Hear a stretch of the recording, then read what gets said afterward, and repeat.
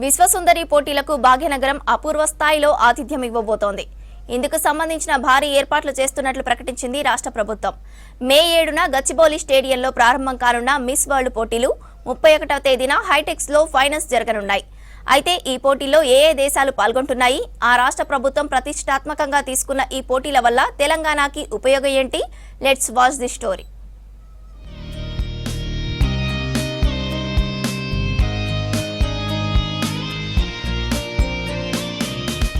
72వ miss పోటీలు హైదరాబాద్ లో జరగబోతున్నాయి. 25 రోజుల పాటు జరిగే ఈ పోటీల్లో మొత్తం 140 దేశాలు పాల్గొంటున్నాయి. పోటీల్లో పాల్గొనే సుందరీమణులతో పాటు ఆయా దేశాలకు చెందిన దాదాపు 3000 మంది మీడియా ప్రతినిధులు రాష్ట్రానికి రాబోతున్నారు.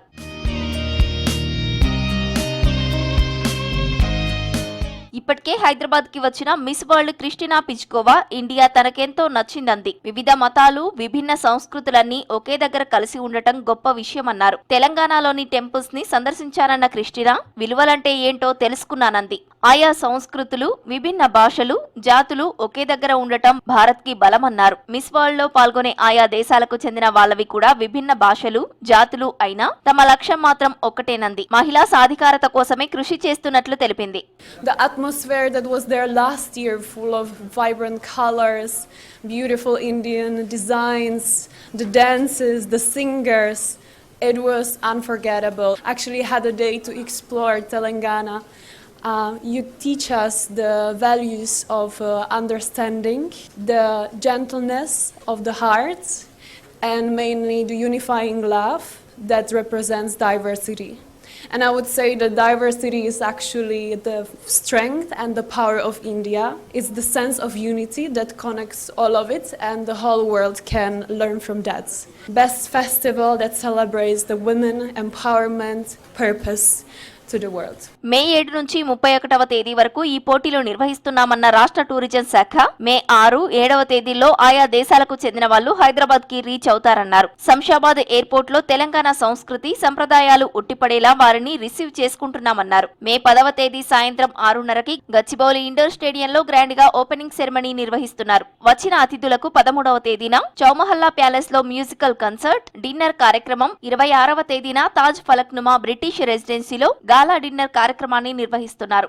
Telangana is all set to host the 72nd edition of the Miss World. We are truly excited with the opportunity of this strategic partnership.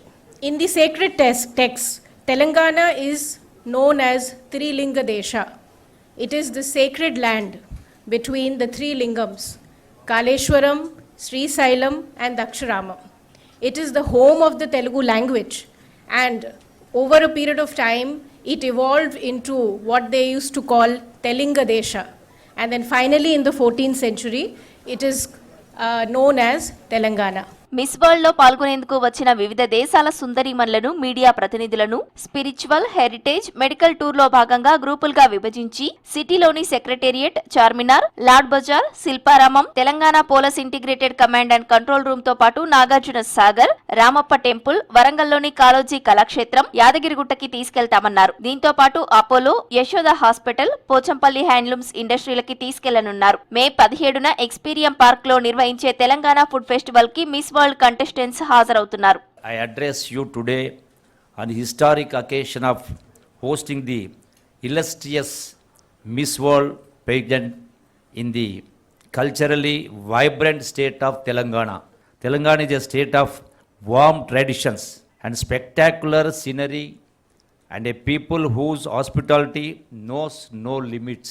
ఇక ఆయా సెగ్మెంట్ల వైజ్ గా పోటీలను నిర్వహించబోతున్నారు ఆర్గనైజర్స్. మే 17న స్పోర్ట్స్ ఫైనల్ ని గచ్చిబౌలి ఇండోర్ స్టేడియంలో నిర్వహించబోతుండగా 20, 21 తేదీలో టీ హబ్ లో ఆయా కేటగిరీలో miss world Asia, miss world Europe, miss world Africa, miss world Caribbean ని ఫైనల్ చేయనున్నారు. దీంతో పాటు 22వ తేదీన శిల్పకళా వేదికలో మిస్ వరల్డ్ టాలెంట్ ని కండక్ట్ చేస్తుండగా 23వ తేదీన ఐఎస్బిలో హెడ్ టు హెడ్ ఛాలెంజ్ నిర్వహిస్తున్నారు. ఇక ఫైనల్స్ మే 31వ తేదీన హైటెక్స్ లో జరగనున్నాయి.